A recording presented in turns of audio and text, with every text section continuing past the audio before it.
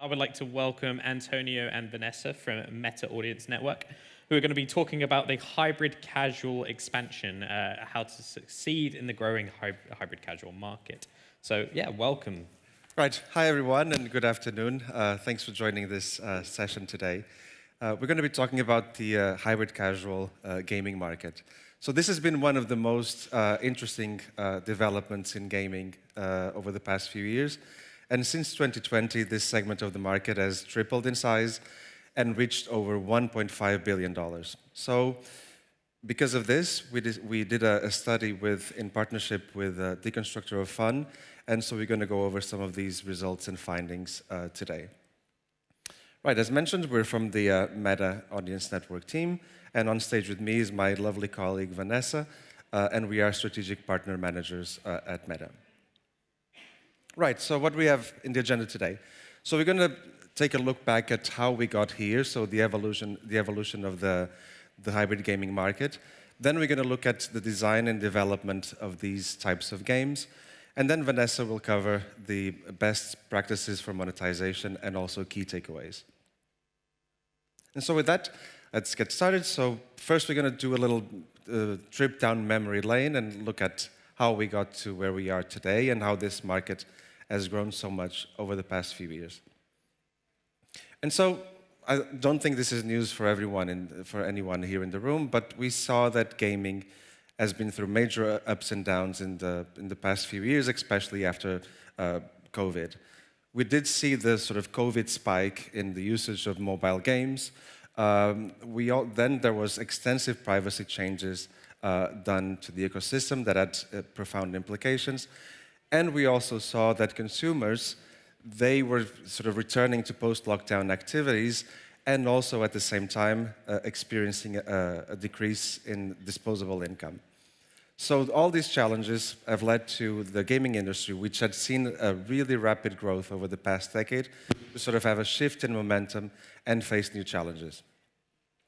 And so it was with this spirit of facing these new challenges that a lot of the gaming publishers evolved their business model to better adapt.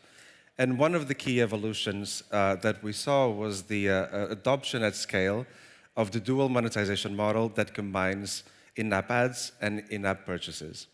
And so with this, hybrid casual was born, and games that successfully combine these two types of monetization at scale can be described as the hybrid casual gaming. We have the sort of unofficial kickoff of this trend in 2019 with the launch and success of the game Archero, but we'd actually take a couple more years before hybrid casuals have really emerged as a new trend in the market and became more than just a one-hit story. And so today what we have is really successful titles across a variety of game types. And so to understand hybrid casual games, it also helps to understand hyper-casual games. So hyper-casual games were games that could be developed fairly quickly by small teams, which allowed sometimes less experienced developers to successfully enter the mobile gaming business. And so with this, hyper-casual publishers, they did see the need to adapt to the new business challenges that we were facing, and they decided to build on the sort of well-established hyper-casual core and add, in particular, stats-based progression systems that would keep players engaged for longer and be able to monetize them better. And so what we have in terms of design is that the hybrid casual games combine the highly successful hyper-casual core-like game experience with simple game mechanics with stats-based progression systems that are, up until then, were traditionally more seen in mid-core titles. Monetization, as mentioned, successfully combines in-app ads and in-app purchases, with in-app ads focused more on sort of the hyper-casual element of the game, while in-app purchases are better suited for the progression within the game, within the meta-core game. And then in terms of marketing, what we saw is the desire was to kind of, how do I say this, acquire users at scale at a sort of hyper-casual sort of low prices, but retain and monetize them better in a model more akin to the sort of mid-core and casual games. And so the hybrid casual games can be sort of defined by 5 layers. So we have the hyper casual like core, then the stats game progression, then we have the hybrid monetization. On top of that, we have the live ops, and then finally marketing. And so these games are designed to kind of around that hyper casual like core, and adding these layers one by one to reach sort of the perfect kind of hybrid casual game. In terms of the hyper-casual core, so the idea here is to keep the same tried and tested formula for hyper-casual games, which rely on really kind of engaging gameplay with simple controls, highly accessible, that resonated so well with players of hyper-casual games. On top of that, add the sort of simplified long-term progression systems and features that keep players engaged for longer. IAPs, they're used to monetize sort of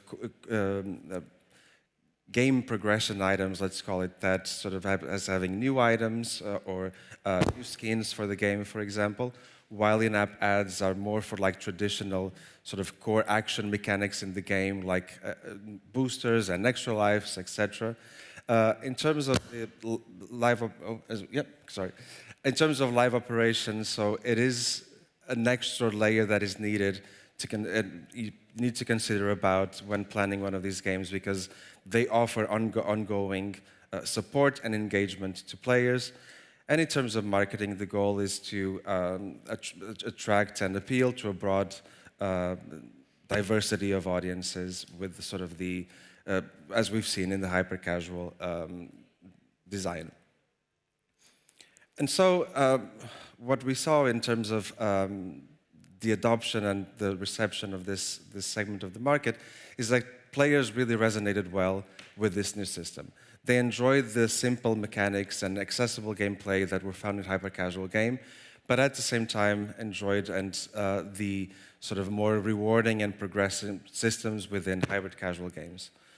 And so even though the gaming industry has not seen a lot of growth since COVID days, hybrid-casual games have kind of really been, not a savior, but like a bright spot in the industry, and they have shown considerable growth year on year, and reaching an estimated $1.5 billion in 2023. And so next, we're going to look at the design and development of these types of games. So traditionally, in the beginning, like I mentioned with the launch of Archero, the sweet spot for hybrid casual games were associated traditionally with games that offered short but engaging sessions, but at the same time that offered almost nearly infinite power progression. And these were sort of typically found in action and arcade games. What we saw, which was actually really interesting, is that as the market matured and lessons were learned, hyper-casual or traditionally hyper-casual developers that were moving into the hybrid casual market, they were able to successfully sort of evolve and start doing and releasing really successful games across a variety of game types. So for example, in puzzle games, one common use is that the game restricts the game board size, and you allow players to expand it or access new game boards by watching ads, for example. Or in build and battle games, where you can sort of increase your troop power or accumulate more resources by, again, watching ads in return of that, particularly rewarded video. And so, in terms of the development cycle and process, it does help to kind of think about how hyper-casual games were developed. So again, like I mentioned in the diagram before, they rely on sort of the hyper-casual like core game experience, but they build on top of that with live ops and stats-based progression systems. Unlike, and this is where some of the questions arise, so hyper-casual games could be developed fairly quickly by fairly small teams, but what we find is for hybrid casual gaming, the cost can be substantially higher, and therefore larger teams are needed. So because now you not only have the sort of concept phase and the release of the game with a hyper-casual-like core, but also you need to be able to support the game for longer with live ops, continuing your players engaged for longer. And so what we see from our research is that development for hybrid casual games can take from like 6 months to a year or even longer. And also what we see is that for some of the best examples and more successful examples of these games, you can reach $100 million annually in revenue, but also consider that the development is indeed more expensive in the hybrid casual design. In terms of marketing, so what we see is that marketing spend can start as early as in concept validation, then it sort of ramps up in later phases of the project as you're kind of testing the game in different markets, and then it sort of reaches its peak in spend during the live ops phase, where in this case you're looking and it's heavily dictated by return on ad spend that you're seeing on your game. And so what can you expect in terms of metrics, in terms of retention and CPI for hybrid casual games? So this is where things get a little bit different when compared to hyper casual games. So hyper casual games were traditionally known for having high engagement rates at the beginning, like D1, D7, but then decreasing the engagement rates as time progressed.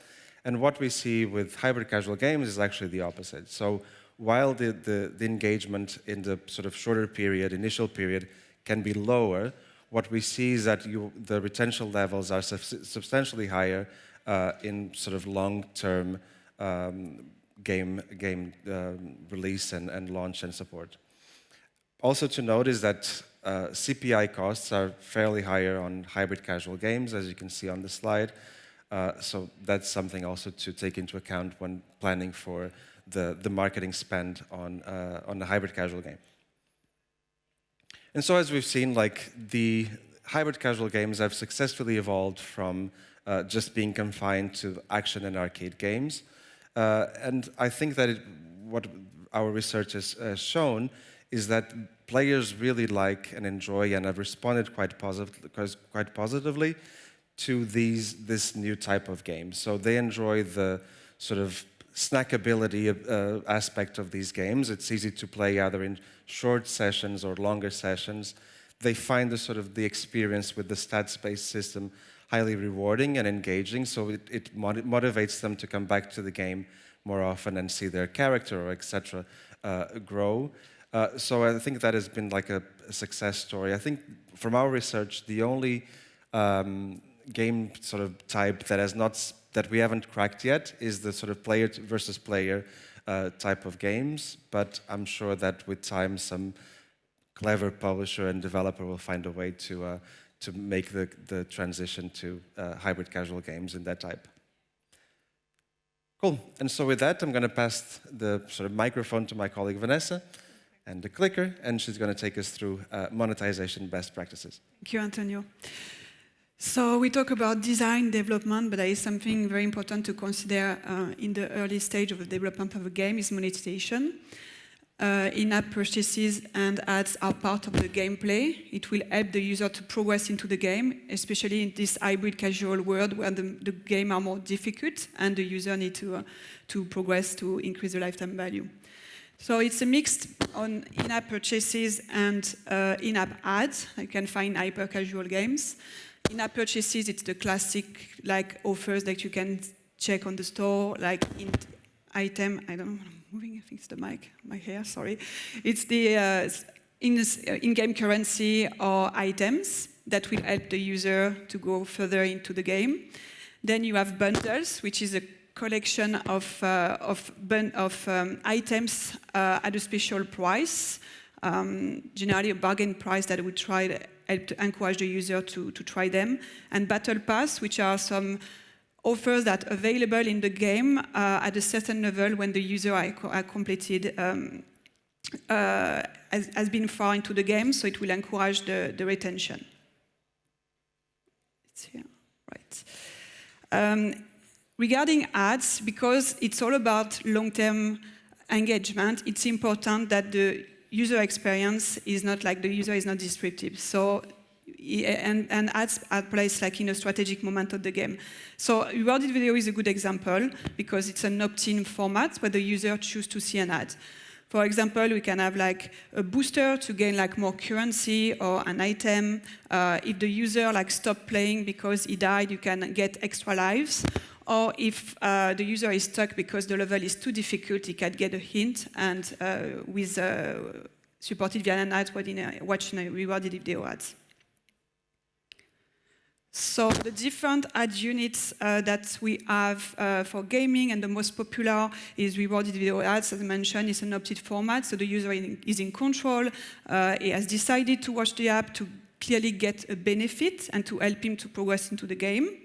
Then you have interstitial ads, which are full screen format, can be display or video, but can be intrusive. So we recommend to place these ads in a moment in the game where there's the natural break, for example, between levels.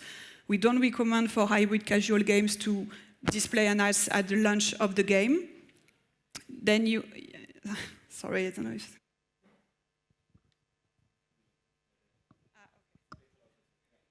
Yeah, okay, perfect, thank you. Then you have banner ads, the small format that you can find on top or the bottom of the screen to prevent accidental click. There are lower CPM for banner ads, but you can generate high volumes. Offer is specific to gaming, a sort of marketplace when the user can access some offers and he will get a reward when he converted some offers, generally it's in-game currencies.